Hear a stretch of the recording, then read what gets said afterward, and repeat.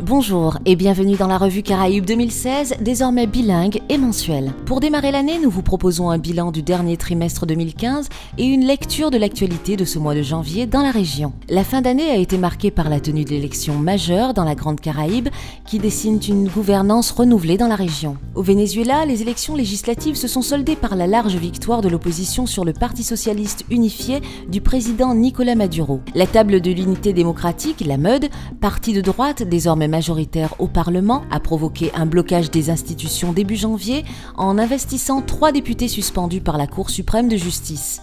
La MUD reviendra sur cette décision pour permettre la reprise de la vie parlementaire. En Martinique, à l'inverse de Rodolphe Alexandre en Guyane, Serge Letchimy n'est pas parvenu à conserver le pouvoir pour prendre la tête de la nouvelle collectivité territoriale. Il a été largement battu par Alfred Marie-Jeanne. Vent de changement également à la tête du Conseil régional de Guadeloupe, Harry Chalus l'ayant emporté sur Victorin Lurel, le président sortant. En Haïti, un climat de tension et d'incertitude perdure sur la tenue du second tour de l'élection présidentielle, reportée une nouvelle fois sine die. Jude Célestin du parti La Paix, seul candidat qualifié pour affronter Jovenel Moïse, le candidat du parti au pouvoir, refuse d'y participer. De violentes manifestations ont eu lieu dans le pays tandis que le Core Group réaffirme son appui pour un processus inclusif et équitable, sans préciser le calendrier. Point d'élection à la communauté caribéenne dite CARICOM, mais l'institution régionale a, depuis le 1er janvier, un nouveau président à sa tête, Dean Barrow, le Premier ministre de Belize, du fait de la rotation semestrielle. Les liaisons aériennes sont en nette augmentation dans la Caraïbe. Cuba s'impose comme destination prisée avec la signature à la mi-décembre d'un accord bilatéral pour établir des liaisons régulières avec les États-Unis pour faire face à une forte demande touristique. Misant sur les développements de relations commerciales avec leur pays, des compagnies internationales se positionnent sur la destination, notamment Air China et la brésilienne GOL. La Guadeloupe et la Martinique ne sont pas en reste avec l'ouverture remarquée des liaisons avec New York et Washington assurée par la Norwegian Airlines.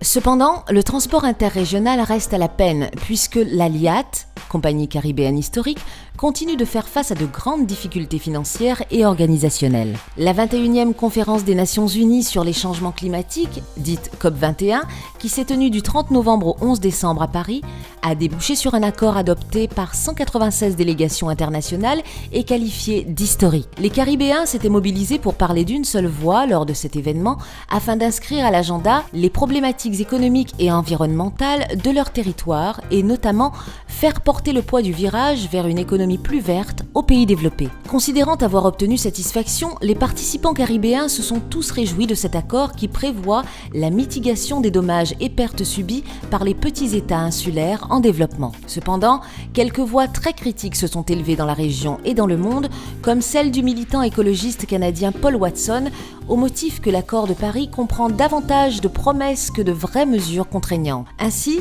Ronald Sanders, diplomate originaire de Guyana, a souligné l'absence de tout engagement ferme concernant les modalités financières de la mitigation des effets du dérèglement climatique. Clin d'œil culturel à la Jamaïque où se sont tenus début janvier l'Accompong Maroon Festival et le Rebel Salute Reggae Festival. De l'héroïsme historique des Marrons qui gagnèrent par la guerre de 1739 leur autonomie face à la puissance coloniale, aux artistes qui ont marqué la musique du XXe siècle, la Jamaïque continue de faire résonner une voix originale dans le concert caribéen. C'était la revue Caraïbes du mois de janvier, rendez-vous dans quelques semaines.